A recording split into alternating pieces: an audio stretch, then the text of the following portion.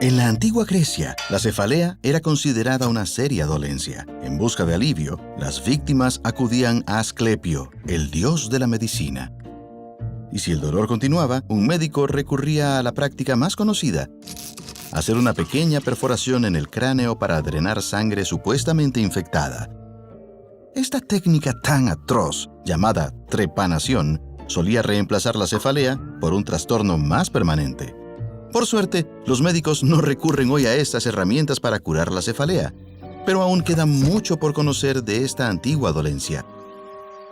Actualmente las cefaleas se dividen en dos grupos: cefaleas primarias y cefaleas secundarias.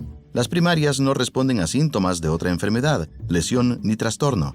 Son la dolencia en sí mismas. Pero enseguida volveremos a este tema, porque si bien las cefaleas primarias son el 50% de los casos registrados, hay en realidad más información sobre las cefaleas secundarias.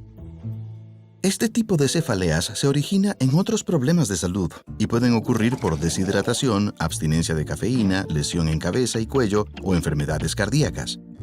Los médicos han clasificado más de 150 tipos diagnosticables, todos de diferentes causas, síntomas y tratamientos posibles. Pero tomemos de ejemplo un caso común: la sinusitis. Los senos paranasales son un sistema de cavidades que se encuentran detrás de la frente, nariz y pómulos. Cuando los senos paranasales se infectan, nuestra respuesta inmunológica sobrecalienta esa zona, somete las bacterias a calor e inflama las cavidades, que adoptan un tamaño muy superior al normal. Los senos paranasales hinchados oprimen las arterias y venas craneales y también los músculos de la cabeza y cuello. Allí, los receptores del dolor, llamados nociceptores, se activan ante este estímulo e inducen al cerebro a liberar un flujo de neuropéptidos que inflaman los vasos sanguíneos craneales, causando sensación de hinchazón y calor en la cabeza. Este malestar, junto con los músculos hipersensitivos de la cabeza, son responsables del dolor molesto y punzante típico de la cefalea. El dolor de las cefaleas no siempre se produce por inflamación. La tensión muscular y la inflamación de los nervios sensitivos provocan distintos grados de malestar en cada cefalea, pero todos los casos responden a algún agente irritante craneal. Si bien la causa es conocida en las cefaleas secundarias, aún se ignora el origen de las cefaleas primarias. Los científicos siguen investigando los potenciales desencadenantes de los tres tipos de cefaleas primarias: las migrañas recurrentes y prolongadas, las cefaleas en racimos, de dolor agudo y repentino, y las cefaleas tensionales, que son las más comunes. Como su nombre lo indica, las cefaleas tensionales nos dan la sensación de tener una banda apretada alrededor de la cabeza. Estas cefaleas aumentan la sensibilidad de los músculos pericraneales, que empiezan a producir dolor al latir con la sangre y el oxígeno. Según los pacientes, los disparadores pueden ser estrés, deshidratación y cambios hormonales. Sin embargo, estas causas no se condicen del todo con los síntomas. Por ejemplo, en las cefaleas por deshidratación, el lóbulo frontal se contrae dentro del cráneo, produciendo inflamación en la frente, lo cual no coincide con la ubicación del dolor en las cefaleas tensionales.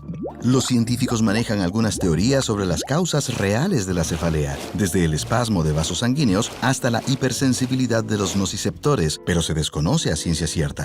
Mientras tanto, la mayoría de los estudios se centran en las cefaleas primarias más agudas.